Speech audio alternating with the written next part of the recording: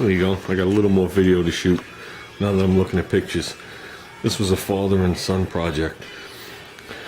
Way back when I bought this lift. Okay, shoved the AMX up there, which now has 900 covers on it, a parachute. And at the time I put the American under here. And I figured my son was at that age that no matter what I did, I was like his hero. You know what I mean? You remember that age right before they become 90 years old and everything you do is now wrong and you embarrass them. You know, there's that 1 week span. So we turned around and we made this. Okay, what you got here is I took the car bed for a twin size mattress, not the small one. Okay, and I made him a car lift in his room. And I actually made it so, that's hard to tell. I'm trying to remember some of the features. I actually, on this end here, I made him a computer table, which he never put a computer on. He was too young at the time. Here I made him a nice hefty bookshelf. And I actually used the extra labels from my lifts, Eagle. That was when Eagle was made in the United States before they chinked out. And then they were bought out. And I lost my lifetime warranty. Thanks, Eagle. Then I don't even know what happened to him. I think Eagle just faded away. But like I was saying, we had this up there for a long time. He actually only spent 1 year in there. It turned out, I know it's hard to see, but this is the normal ceiling right here. Then it bumped up 8 inches. So I had like a rise in the ceiling. I had done 8 inches. And I was so paranoid about him sitting up or doing whatever. I mean, he had room, that I took the ceiling fan out. And then it just turned out to be hotter than hell up there. Summer or winter. AC on, no AC on. It was like 200 degrees up there. So what wound up happening is we wound up moving him to the bigger bedroom. We cleared out all the kid stuff, took down the ladder, and used that for storage.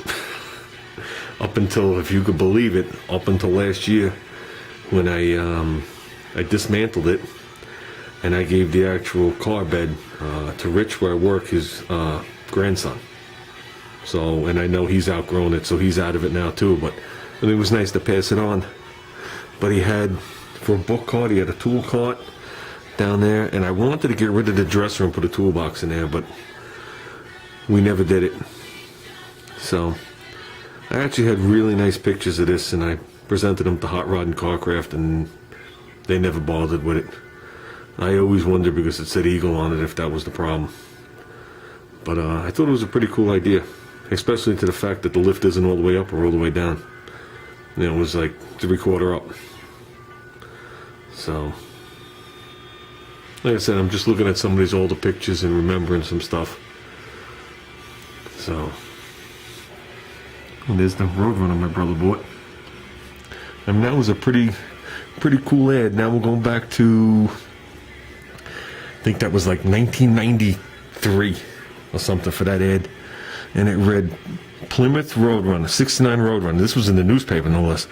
Plymouth 69 Roadrunner, gray, original owner, garage, 383, worked, does tens, good condition, $4,000 negotiable. And my brother went to the house, and my brother was looking for a while for a real Roadrunner, not a re-tagged satellite, one that was actually a true Roadrunner, because he didn't want to, it's not that he didn't want a satellite, but he didn't want to waste his time on something that wasn't a real Roadrunner. And he got there, he was like, holy crap. He called me up, I ran out there. It was actually down the block from the Hamptons Raceway. And went there, they fired up the car. So my brother liked it, they fired up the car. Sounded mint, took it for a road test. It was a 383 4-speed car. I forgot what gears were in it.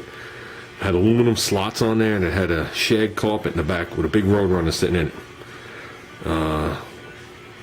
My brother looked at it. The guy took $3,200 it was for the car, with his wife and daughter crying as we pulled away with the car. Supposedly the guy was going through a divorce and the car had to go. This was a rust-free, solid, original owner Roadrunner, 69. And I remember, the car was cherry. And I remember at a cruise night, somebody ran by and keyed the side of it. And another insurance story. Another good Hagerty story. Hagerty had no problem with it. They gave him the money to redo that, and he added to it. He had one of his good friends strip the whole car and shoot it like the, I don't know what Chrysler calls their orange, but he had the orange done with the satin black roof, hood, the 2 stripes. And he had the car, I'm going to say a year more than that, and he sold it for $14,000. So that was when the market was starting to shoot up. And back then you could buy a car for a couple of grand and flip it for 15 grand. Then the market went ridiculous, then the market dropped. But I always held that ad because I just thought it was a cool ad. Where you going to find a car like that for 4 grand? I mean, right above it is a 1970 Cutlass Pro Street. It says Project, narrowed 9-inch tilt nose, 4-speed, runs, drives, many extras. 3,900. Then above that is a Mustang 65 Strong 302 dual exhaust, $4,000 negotiable. Then above that was a 66 Mustang convertible 289 high performance auto, 8,800. Then there was a 1967 Mustang. It says beautiful, 3-speed, all original, new exhaust and tires, 3,800. And let's see what's below it. Below it is a Plymouth 1966. It says 2 Barracudas, both cars Formula S's, 2,500 negotiable. Below that is a 70 Firebird, all original, power steering, power brakes, vinyl top, numbers matching, 1,800. Then below that was a 69 Firebird, black on black, 400 automatic transmission, something, and then name is underneath, the price is underneath the ad. I don't know what it says. So, those are the good old days. Like I said, I just figured I'd like to share that with you.